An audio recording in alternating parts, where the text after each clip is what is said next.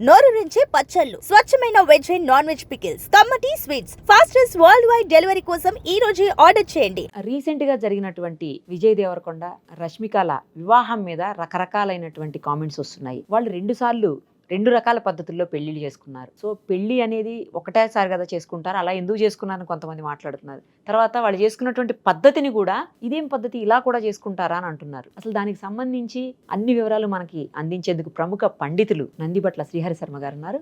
వారిని అడిగి తెలుసుకుందాం. గురుగారు నమస్తే అండి. వాగర్థవివ సంపృక్తౌ వాగర్థ ప్రతిపత్తయే జగతః పితరౌ వందే పార్వతీ పరమేశ్వరౌ ఆదిత్యాయ చ సోమాయ మంగళాయ బుధాయ చ గురు శుక్ర శనిభ్యశ్చ రాహవే కేతవే నమః. శృంగేరి జగద్గురు పీఠాధిపతులకి, కంచి పీఠాధిపతులకి నమస్కారములు తెలియజేసుకుంటూ కార్యక్రమాన్ని ప్రారంభిద్దాం. గురుగారు, ఏంటి వాళ్ళిద్దరూ చేసుకున్నటువంటి వివాహ పద్ధతుల్లో వాళ్ళకేవో దోషాలు ఉన్నాయి, అందుకని అలా చేసుకున్నారు ఆ రెండు పద్ధతుల్లో అని చెప్తున్నారు. అలా అసలు ఎందుకు రెండుసార్లు అట్లా చేసుకోవచ్చా? రెండు పద్ధతుల్లో ఒక జంటనే రెండు సార్లు అట్లా చేసుకోవచ్చా పెళ్ళి? తప్పకుండానమ్మా. అంటే విజయ్ దేవరకొండ, రష్మిక మోస్ట్ బజ్ ఉన్నటువంటి కపుల్. ఇప్పుడు ప్రజెంట్ ట్రెండింగ్ ఎక్కువగా మాట్లాడుతున్నారు వాళ్ళ గురించి. అంటే వాళ్ళు చేసుకున్నటువంటిది వివాహ పద్ధతులు రెండు వివాహాలు చేసుకోలేదమ్మా, రెండు పద్ధతులలో చేసుకున్నారు. రెండు సార్లు చేసుకున్నారు. అంటే చాలా మంది, అనేక మంది అనుకోవడం ఏంటంటే ఇదేదో వాళ్ళ జాతకంలో దోషం ఉంది, రెండు పెళ్లి చేసుకున్నారు. అంటే దీనికి గల కారణం ఏంటంటేనమ్మా, ఇందులో రెండోసారి సాయంత్రం పూట జరిగేటువంటి దాంట్లో వరుడు అరటి చెట్టుని ఒక్క వేటుతో నరుకుతాడు. ఈ నరకడం అనేటువంటి దాన్ని చూసుకొని దోషం ఉంది కాబట్టి అరటి చెట్టు, అందుకే మన దగ్గర ఈ సంబంధించినటువంటి కదలి వివాహం జరుగుతుంది. ఆడపిల్లలు కానీ దోషం ఉంది అని అంటే, మగ పిల్లలకు దోషం ఉంది అని అంటే కదలి వివాహం చేస్తారు, అర్క వివాహం చేస్తారు, కుంభ వివాహం చేస్తారు. అట్లాగే ఇదేమో అనుకునే ఉద్దేశంతో చాలా మంది అనుకున్నారు, కానీ వాస్తవానికి అది కాదమ్మా. అంటే రష్మిక యొక్క గతం నుంచి మనం వచ్చినట్లయితే, ఆమె చాలా చిన్న వయసులో ఇండస్ట్రీలో ప్రవేశం చేసినప్పుడు తనతో పాటు చేసినటువంటి ఒక కోస్టార్ని యాక్సిడెంటల్గా ఇష్టపడము, అలాగే ప్రపోజ్ చేయడము, ఎంగేజ్మెంట్ జరగడం అన్నీ కూడా జరిగిపోయాయి. అంటే ఆమె లైఫ్ అనేటువంటిది ఆమె ఊహించినట్టుగా ఉండదని భావించిందేమో. భవిష్యత్తులో నేను ఒక మంచి నటి కావాలనుకునే ఆశయానికి అడ్డు ఈ యొక్క చిన్న వయసులో చేసుకున్న నిర్ణయం అని చెప్పి తప్పుగా భావించిందేమో. దాని నుంచి రిగ్రెట్ అయిపోవడం, ఆ బంధం నుంచి పక్కకు దొరకడం. తదనంతర పరిణామాల క్రమంలో చూసినట్టయితే ఆమె సినీ వినీల ఆకాశంలో అద్భుతమైన ప్రగతి సాధించి అతి చిన్న వయస్సులో బాలీవుడ్లో కూడాను ఎంట్రీ ఇచ్చి పెద్ద పెద్ద స్టార్ల సరచన చక్కగా చేసి గొప్ప గుర్తింపుని, మోస్ట్ క్రష్, లవబుల్ క్రష్గా తను ఏర్పడింది. అయితే ఈ సమయంలోనే గీతా గోవిందం సినిమాలు చేయడం, విజయ్ దేవరకొండతో చేయడం, అలాంటి ఆ సందర్భంలో వాళ్ళిద్దరి మధ్య స్నేహము ఎక్కువగా పెరిగి వాళ్ళిద్దరూ ఒకరినొకరు ఇష్టపడడం జరిగింది. ఎంగేజ్మెంట్ చేసుకున్న తర్వాత కూడా తాను మొదట చేసినటువంటి తప్పుని మళ్ళీ చేయదలుచుకోలేదు. అందుకనే ఎంగేజ్మెంట్కి మ్యారేజ్ కూడా చాలా గ్యాప్ తీసుకొని తన నిర్ణయం తీసుకున్న వ్యక్తిగా అతనితో కొంత డ్రైవ్ ఒక స్నేహితురాలిగా డ్రైవ్ చేసి, నా యొక్క అభీష్టానికి ఇతని అభీష్టము నా అభీష్టాన్ని నెరవేరుస్తాడా, నన్నుగా అంగీకరిస్తాడా అనే ఆలోచన అన్నీ తీసుకొని సెక్యూరిటీగానే ఆలోచన చేసుకుని ఒక స్థితికి వచ్చిన తర్వాత వివాహాన్ని చేసుకోవడానికి ఇష్టపడడం, వివాహం జరగడం జరిగింది. ఇక్కడ గమనించుకున్నట్లయితే వివాహ పద్ధతుల్లో మొదటి నుంచి కూడా మనకు కన్యాదానమే ఉంది, కానీ వరదానం లేదు. అవును. కన్యాదానం అంటే ఏంటి? అమ్మాయి తండ్రి అయినా కానీ, లేదా ఆ అమ్మాయి అయినా కానీ, నేను పెళ్లి చేసుకునే వ్యక్తి దగ్గర నేను సంతోషంగా సుఖంగా ఉంటానా, లేదా నా అమ్మాయిని ఇచ్చేటప్పుడు చక్కగా ఆనందంగా మెట్టినింట సుఖ సంతోషాలతో ఇక్కడ ఎలా పెరిగిందో అక్కడ కూడా అంతే వాతావరణం ఉంటుందా లేదా చూసుకునే కదా చేసేది. కరెక్ట్. మరి ఆ అమ్మాయి ఇష్టాల మీద ఆధారపడి ఉంటుంది, తల్లిదండ్రుల ఇష్టాల మీద ఆధారపడి ఉంది పెళ్లి చేసేది. కాబట్టి ఆ అమ్మాయి ఇష్ట ప్రకారం అతన్ని నిర్ణయించుకుంది, తగ్గట్టుగానే వాళ్ళిద్దరు కూడాను ఎప్పుడు కూడాను ఆనందంగా ఉన్నారు. వివాహం జరిగింది. రేపు 4వ తారీఖు రోజున గ్రాండ్గా రిసెప్షన్ కూడా ఏర్పాటు చేస్తున్నారు. ఇక్కడ వివాహ పద్ధతుల్లో మీరు గమనించుకున్నట్లయితే ఆ విజయ్ దేవరకొండ తన పట్టపురాని, కేవలం ధనికుడనే కాదమ్మా, మామూలు బీద స్థాయిలో ఉన్న వ్యక్తి పెళ్లి చేసుకున్న, తాను రాజు, పెళ్లి చేసుకున్న అమ్మాయి తన పట్టపురాణిగానే భావిస్తాడు. తనకు కలిగినంతలో వివాహం అనేటువంటిది చేస్తాడు, తండ్రి కూడా చేస్తాడు, ఎవరైనా అంతేనమ్మా. కాబట్టి జీవితాంతం గుర్తుండిపోయే విధంగా ఒక అద్భుతమైన మహల్లో తన స్థాయికి తగ్గట్టుగా వాళ్ళిద్దరు కూడా చర్చించుకొని వివాహం అత్యంత అంగరంగ వైభవంగా చేసుకున్నారు. వీళ్ళందరిలో కూడా మనమందరము తరచి మనకందరి జీవితాల్లో లేనటువంటిది వివాహ పద్ధతి ఒకటి ఉంది వీళ్ళ దాంట్లో. వచ్చినటువంటి అతిథులు ఎవరు కూడా సెల్ ఫోన్లు తీసుకురాకూడదు అని, ఎవ్వరు కూడా సెల్ ఫోన్లు మెయింటైన్ చేయకూడదు. అక్కడ వచ్చిన ఆ 100 మంది అతిథులైనా వాళ్ళు అక్కడ పార్టిసిపేషన్ చేయాలి. ఇది ఒక రకంగా చూసే వాళ్ళకి యాటిట్యూడ్ లాగా అనిపిస్తుండొచ్చు, లేకపోతే డామినేషన్గా లేదా ఆర్డర్ చేసినట్టుగా అనిపిస్తుండొచ్చు. కానీ వాస్తవానికి ఇది ఒక రకంగా సబబైనటువంటి పద్ధతి. ఎందుకు చెప్పమంటారమ్మా, ఈ సెల్ ఫోన్లు అనేటువంటివి అన్నీ వచ్చిన తర్వాత మనం ఏం పని చేస్తున్నామో కాన్సంట్రేషన్ మొత్తం దాని మీదే ఉంటుంది. అవును. మొత్తం మనం ఆ పెళ్లి చూడ్డానికే మనకు కళ్ళు ఉండవు.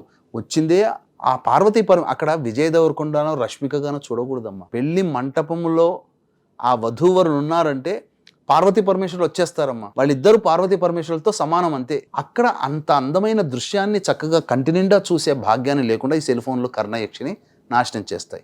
అందుకనే ఇది ఎలవ్ లేదు, మీ అందరి ఫోన్లు మేము భద్రంగా పెడతామని పెట్టారు. దీనివల్ల ఇప్పుడు మన తాత ముత్తాతల్లో పెళ్లిళ్ళు చేసుకుంటే ఇవి ఉన్నాయి, అప్పుడు సెల్ ఫోన్ లేవు. ఒక 30 సంవత్సరాల కిందట లేవు కదా, మన తల్లిదండ్రులు చేసుకునే సమయానికే లేవు. కానీ ఆ వివాహానికి వచ్చిన అతిథులందరూ కూడా ఎంతో ఆశీర్వదంతో ఆ సమయం అంతా కూడాను పెద్దలు ఆశీర్వదిస్తూ మనస్సంతా ఉప్పొంగిపోయి ఆశీర్వదిస్తూ చేశారు కదా. అందుకనే ఆ పెద్దల ఆశీర్వచనం కలిగింది కాబట్టి కలకాలం నిలిచి ఉన్నాయి జీవితాలు, కాపురాలు. అవును అవును. ఇప్పుడు పెద్దల ఆశీర్వచనాలు రావడానికి ఏముంది, వస్తున్నారు, సెల్ ఫోన్ పట్టుకుంటున్నారు, ఒకవైపు మెసేజ్ చూసుకుంటూనే అక్షింతలు వేస్తున్నారు, పోతున్నారు. అసలు ఏ రకమైనటువంటి ఆర్టిఫిషియల్ అయినటువంటి పద్ధతిలోకి వెళ్ళిపోయింది. అటువంటి దాన్ని పక్కకు పెట్టి పూర్వకాలం పద్ధతిలాగా చేసుకున్నాడు. అది అందరికీ మంచిదని చెప్పాలి. ఒక రకంగా ఒక కొత్త లైఫ్ స్టైల్ ట్రెండ్ని క్రియేట్ చేసినట్టుగా.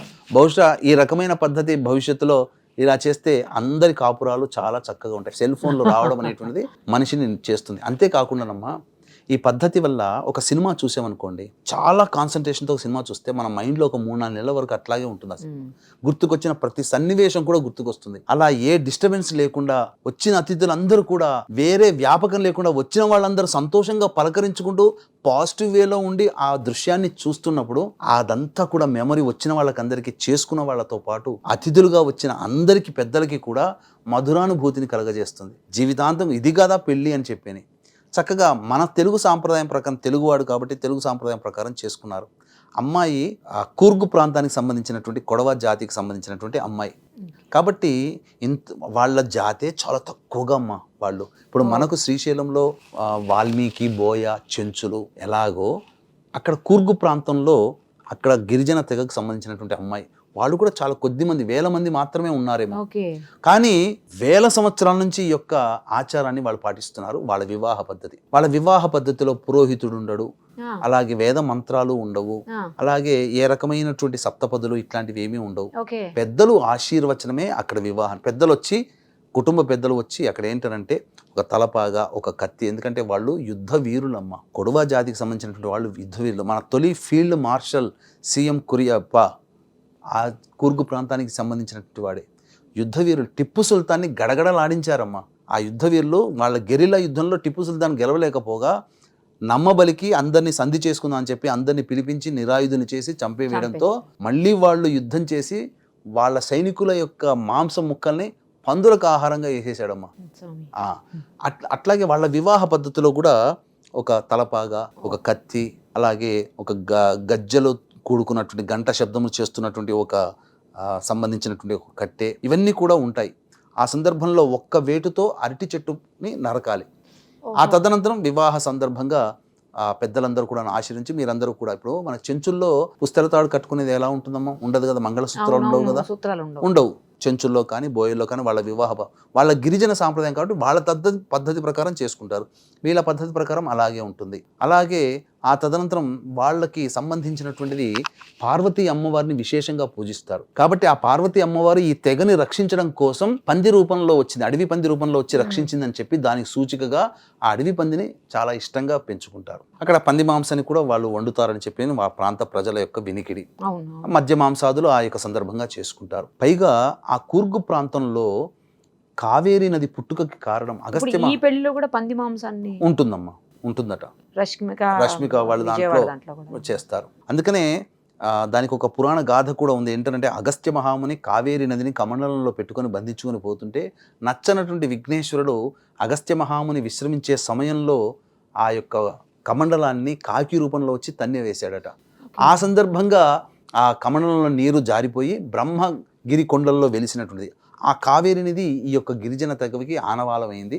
అందుకని ఇప్పటికీ కూడా ఆ నదీమ తల్లిని ఎప్పుడు ప్రార్థిస్తారు, ఆ ఇంట్లో పుట్టే పిల్లలకి కావేరి అని పిలుచుకుంటారు.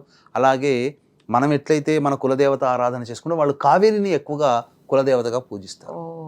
ఆచార సాంప్రదాయం ఉంది. మనం ఒక రకంగా చెప్పాలంటే హ్యాట్స్ ఆఫ్ చెప్పొచ్చాము. ఎందుకంటే ఇంత గొప్ప నటి అయినప్పటికీ కూడా ఆమె తన సాంప్రదాయాన్ని మరవకుండా భర్త చేత ఒప్పించుకొని ఇది ఫస్ట్ ఇంపార్టెంట్, ఒప్పించుకొని ఆ భర్త కూడా విజయ్ కూడా అంగీకరించి 2 సాంప్రదాయాల్లో వివాహం తప్పేం కాదమ్మా. 2 సాంప్రదాయాల్లో ఇప్పుడు చాలా మంది చేస్తున్నారు. ఇప్పుడు నార్త్ సైడ్ లో వివాహం చేసుకున్నారు అనుకోండి, నార్త్ సైడ్ లో మనలాగా మంగళసూత్రం కట్టడము ఇవేమీ ఉండవు, తిలక ధారణ ఉంటుంది. అట్లాగే దానికి ఒక సందర్భంగా మన తెలుగు వాళ్ళు నార్త్ సైడ్ వాళ్ళని చేసుకుంటే ఆ పద్ధతి ప్రకారం పెడతారు, మళ్ళీ ఇలా కూడా ఇక్కడ చేస్తారు. అలాగే మనకు సమంత నాగ చైతన్య చేసుకున్న వివాహంలో కూడా మొదట్లో మన వివాహ పద్ధతి చేసుకోవడం, సమంత ఆంగ్లో ఇండియన్ కాబట్టి క్రిస్టియన్ పద్ధతిలో ఇంకొకసారి వివాహం చేసుకున్నారు. అంతే తప్ప ఇక్కడ ఏదో 2 దోషాలు ఉన్నాయి కాబట్టి సాయంత్రానికి ఒక అని చెప్పేసేసని ప్రాపగండ అనేది సరైనది కాదు.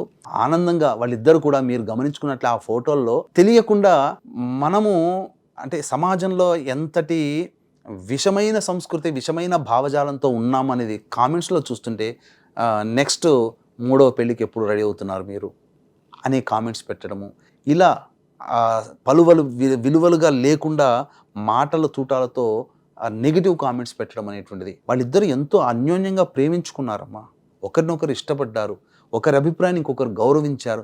ఆ కళ్ళల్లో ఆమె ఆనందము, ఆ తాళి కట్టే సందర్భంలో అతని కళ్ళల్లో అతని మొహంలో చూసేటప్పుడు ఆమె కంటి నుంచి జారుతున్నటువంటి కన్నీటి చుక్కలు చాలమ్మా, ఆనంద భాష్పాలు. ఎంత అదృష్టం చేసుకుంటే నేను ఈ సమయంలో పెళ్లి చేసుకుంటున్నాను. ఆడపిల్లకి ఆ ఒక్క క్షణం చాలమ్మా పూర్తిగా ఆనందంగా ఉంది అని చెప్పడానికి. మగవాడైనా కానీ ఎంతో సంతోషంగా ఉన్నారు. ఇంకా అసలు చెప్పాలంటే పార్వతి నిజంగా వివాహం చేసుకునే మండపంలో పార్వతీ పరమేశ్వరులు దీన్ని కూడా ట్రోల్ చేసేసారమ్మా. నేను ఒకసారి దాంట్లో చూసేసాను. వీళ్ళని పార్వతీ పరమేశ్వరులు అనడం ఏంట్రా, వీళ్ళు ఏమన్నా దేవుళ్ళ అన్నట్టు కూడా కామెంట్ పెట్టారు. కానీ శాస్త్ర ప్రకారము పెళ్లి మంటపంలో ఉన్న వధూవరుల దేహంలో పార్వతీ పరమేశ్వరుల అంశం వచ్చి తీరుతుంది. అది దంపతులు వాళ్ళు ఏ వధూవరులైనా ఎక్కడ ఏ ఆచారం ప్రకారం చేసుకున్నా ఈ యొక్క సంబంధించినటువంటిది. ఇంతకన్నా మించి ప్రధానమంత్రి మోదీ గారు శుభాకాంక్షలు తెలియజేశారు పర్సనల్గా. అంటే విభిన్న జాతులు విభిన్న సంస్కృతుల కలయికగా మీ యొక్క వివాహం ఏర్పడుతుందని చెప్పి, మన భారతదేశం సనాతన ధర్మం అంటేనే అన్ని జాతులు, అన్ని సంస్కృతి, అన్ని ధర్మాల కలయిక సూచిక మీ పెళ్ళి అని చెప్పి సంకేతంగా మెచ్చుకోలుగా అతను శుభాకాంక్షలు తెలియజేశాడు. అతనికి ఉన్నటువంటి జ్ఞానం మనకు లేకపోయా, మనం సాధారణ మనుషులు అనే చెప్పుకోవాలి. అలాగే కామెంట్లు పెడుతూ వస్తున్నాం.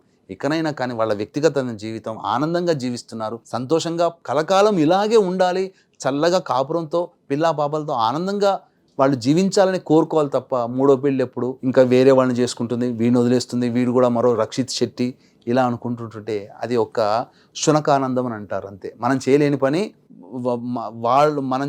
వాళ్ళు చేసి చూపించారు. మన జీవితంలో అలాగే జరుగుతాయేమో కాబట్టి మనల్ని వాళ్ళలో చూసుకుంటే మనం కామెంట్లు పెడుతున్నామేమో ఒకసారి అర్థం చేసుకుంటే సరిపోతుంది. గురుగారు థ్యాంక్ యూ సో మచ్. సర్వం శ్రీ ఉమామహేశ్వర పరబ్రహ్మార్పణమస్తు.